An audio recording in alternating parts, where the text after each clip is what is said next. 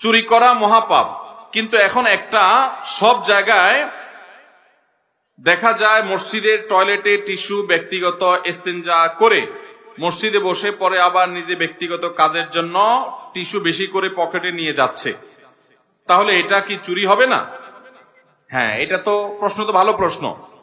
যদি কোথাও, শুধু মসজিদে কেন, কোন পাবলিক প্লেসে টয়লেট পেপার রাখা আছে, আপনি সেখানে টয়লেট করলেন, পেশাব পায়খানাতে যতটুকু লাগলে ব্যবহার করলেন, এরপর যাওয়ার সময় ট্রেনে বড় করে এক মুঠ পকেটে নিয়ে হাঁটা দিলেন, এটা তো গুনাহ হবে? এটা জায়েজ হবে? এটা আপনাকে এভাবে নিয়ে যাওয়ার জন্য দেওয়া।